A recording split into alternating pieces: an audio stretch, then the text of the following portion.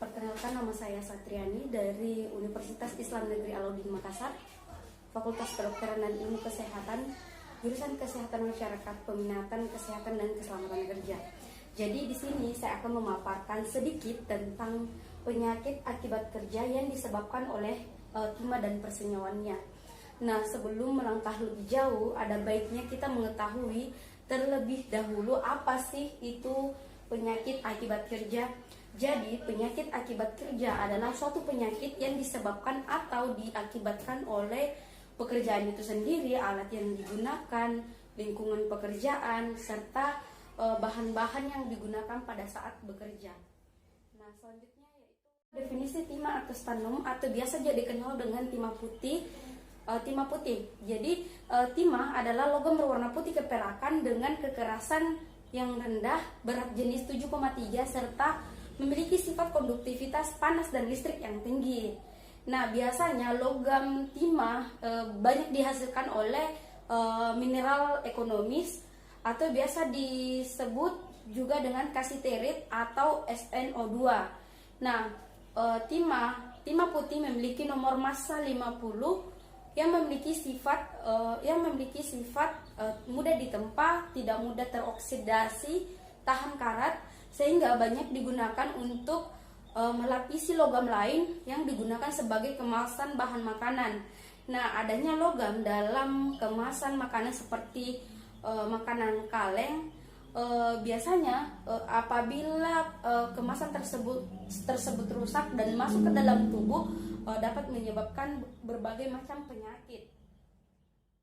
Selanjutnya yaitu tentang manfaat timah. Jadi timah memiliki beberapa persenyawaan, diantaranya yaitu timah oksida, timah klorida, dan timah fluorid.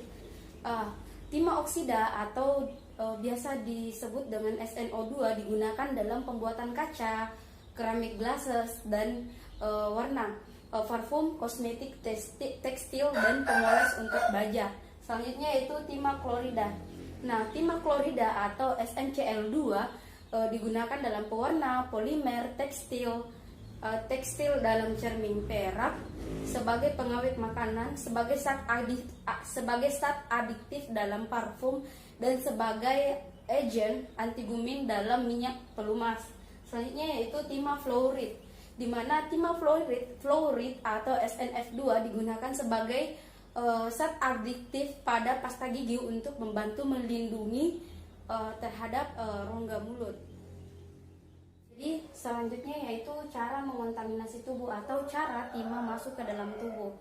Nah, timah merupakan ancaman berbahaya bagi manusia karena timah dapat masuk ke dalam tubuh melalui dua cara. Yang pertama yaitu melalui pernafasan, seperti tidak sengaja menghirup serpihan cat yang ada pada dinding rumah di udara. Yang kedua yaitu timah masuk melalui pernafasan, karena timah banyak digunakan dan dipakai dalam produk makanan dan minuman yang dimana timah digunakan sebagai pelapis kaleng. Nah, timah atau stannum dapat menyebabkan dapat menyebabkan kerusakan makanan apabila kaleng yang dilapisi timah terkontaminasi, yang dapat dilihat dari perubahan warna dari makanan, perkaratan atau terbentuknya lubang pada logam, dan perubahan warna pada bagian dalam kaleng yang apabila dikonsumsi dapat menyebabkan seseorang keracunan. Nah, orang yang biasanya terpapar atau terpajang timah dalam jangka waktu lama, misalnya pekerja atau masyarakat yang tinggal di sekitar industri yang menggunakan bahan utama timah, akan mudah terpapar atau terpajang penyakit pneumokoniosis. Oleh karena itu kita harus tetap waspada pada makanan dan minuman kaleng serta peralatan yang menggunakan bahan timah seperti baterai dan cat. Selanjutnya yaitu penyakit yang ditimbulkan atau penyakit yang disebabkan oleh timah. Adapun penyakit yang disebabkan oleh timah yaitu penyakit pneumokoniosis, di mana pneumokoniosis merupakan penyakit paru yang disebabkan oleh pajanan inhalasi debu sehingga terjadi penumpukan di paru-paru dan menyebabkan fibrosis paru menjadi luas. Nah, komplikasi pneumokoniosis adalah PPOK, batuk darah, pneumotoraks, penyakit akut pada pleura, tuberkulosis, penyakit autoimun, pneumonia interstisial kronik,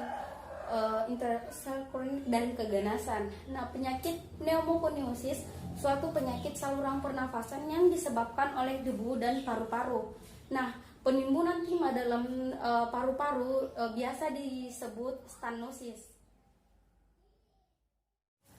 Selanjutnya yaitu faktor risiko penyakit pneumokoniosis. Jadi ada 4 faktor risiko dari penyakit pneumokoniosis, yaitu usia, di mana usia di sini terhitung dari pada saat bekerja dan terkena paparan debu timah pertama kali.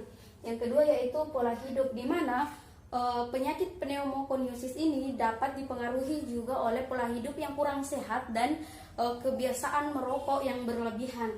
Yang ketiga yaitu waktu lama bekerja. Waktu lama bekerja juga dapat mempengaruhi banyaknya debu timah yang masuk ke dalam tubuh. Yang terakhir yaitu ukuran debu yang masuk ke dalam tubuh.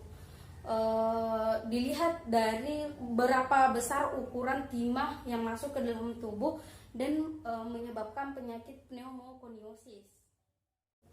Selanjutnya yaitu gejala pneumokoniosis. Adapun gejala yang dapat kita rasakan pada saat terkena penyakit pneumokoniosis yaitu batuk kering dan sesak pada saat beraktivitas.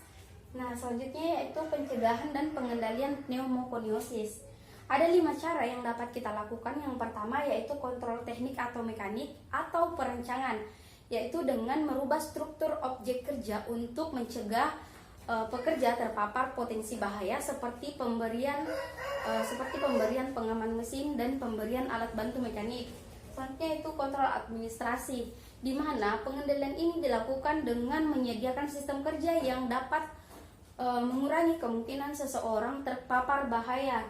Pengendalian ini bergantung pada perilaku pekerjanya dan membutuhkan pengawasan yang teratur. Selanjutnya yaitu ventilasi umum. Nah, ventilasi umum yaitu mengalirkan udara ke dalam ruangan pada saat bekerja untuk menurunkan kadar lebih rendah dari nilai ambang batas. Selanjutnya yaitu penyuluhan kesehatan. Nah, penyuluhan kesehatan dapat dilakukan untuk mencegah terjadinya suatu kecelakaan akibat kerja atau penyakit akibat kerja dengan melakukan penyuluhan secara terus-menerus agar pekerja tetap waspada dalam bekerja. Selanjutnya yaitu alat pelindung diri. Nah, menggunakan alat pelindung diri pada saat bekerja untuk dapat menghindari dampak buruk dari menghirup asap timah di tempat kerja seperti memakai masker, sarung tangan, sepatu, dan mencuci tangan sebelum dan sesudah bekerja. Mungkin itu saja yang dapat saya sampaikan dari penyakit akibat kerja yang disebabkan oleh timah. Kurang dan lebihnya mohon dimaafkan. Wassalamualaikum warahmatullahi wabarakatuh. Dah, assalamualaikum.